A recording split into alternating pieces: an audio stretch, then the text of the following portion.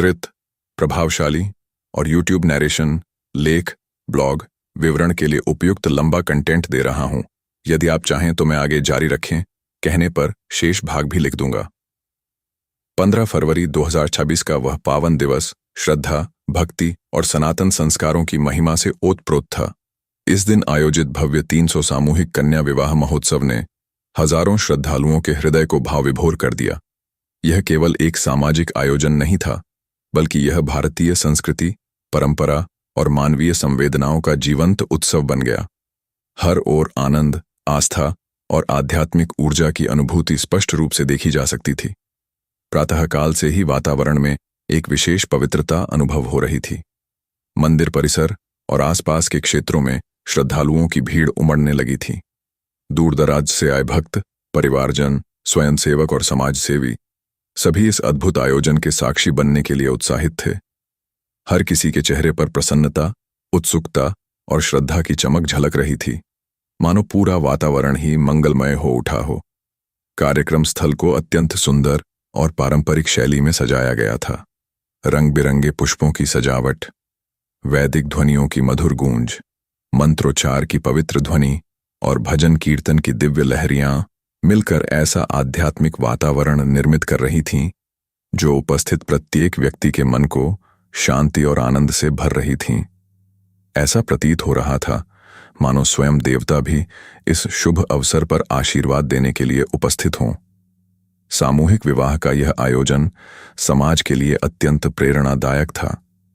जिन परिवारों के लिए विवाह का आयोजन आर्थिक दृष्टि से कठिन होता है, उनके लिए यह महोत्सव आशा और सहारा बनकर सामने आया।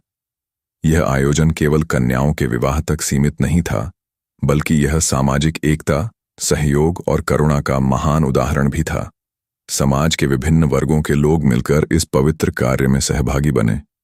जब विवाह संस्कार प्रारंभ हुए, तब दृश्य अत्यंत भावुक और हृदयस्पर्शी था। एक साथ सैकड़ों मंडपों में वैदिक मंत्रों की गूंज सुनाई दे रही थी। अग्नि के समक्ष बैठे वर वधू पवित्र सप्तपदी के साथ अपने जीवन के नए अध्याय की शुरुआत कर रहे थे। प्रत्येक जोड़े के साथ उनके परिवारजन भावनाओं से भरे हुए थे। माता पिता की आंखों में आंसू थे, पर वे दुख के नहीं बल्कि गर्व और संतोष के आंसू थे। हर विवाह में परंपरा और संस्कारों का पूर्ण पालन किया गया।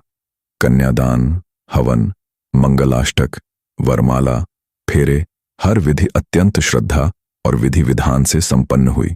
यह दृश्य भारतीय संस्कृति की महानता और उसकी आध्यात्मिक गहराई को स्पष्ट रूप से दर्शाता था। आधुनिकता के इस युग में भी परंपराओं के प्रति ऐसा सम्मान वास्तव में प्रेरणादायक है। हजारों श्रद्धालुओं की उपस्थिति ने कार्यक्रम की भव्यता को और भी बढ़ा दिया। श्रद्धालु केवल दर्शक नहीं थे, बल्कि वे इस दिव्य आयोजन के भावनात्मक सहभागी थे। हर मंत्रोच्चार के साथ वे भी मन ही मन मंगल कामनाएं कर रहे थे। हर फेरे के साथ वे भी नवदंपतियों के उज्जवल भविष्य की प्रार्थना कर रहे थे। कार्यक्रम के दौरान भक्ति और आध्यात्मिक ऊर्जा का अद्भुत संगम देखने को मिला। भजन कीर्तन की मधुर ध्वनि वातावरण को दिव्यता से भर रही थी। श्रद्धालु भाव विभोर होकर प्रभु स्मरण में लीन थे।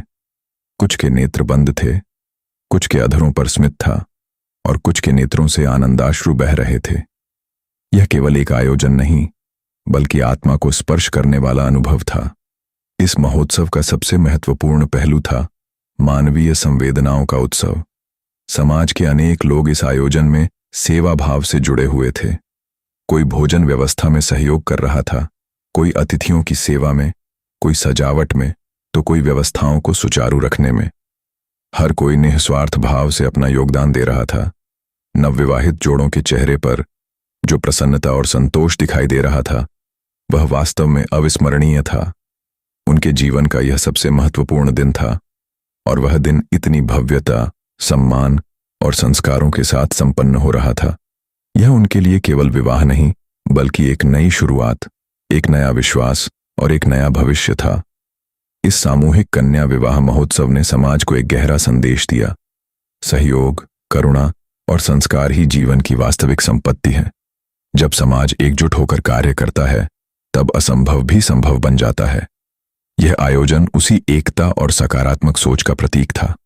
अंततः जब सभी विवाह संपन्न हुए तब वातावरण में एक अनोखी शांति और संतोष व्याप्त था। ऐसा लग रहा था मानो हर हृदय में आनंद और आशीर्वाद की लहरें उमड़ रही हों। श्रद्धालु इस दिव्य अनुभव को अपने हृदय में संजोए हुए थे।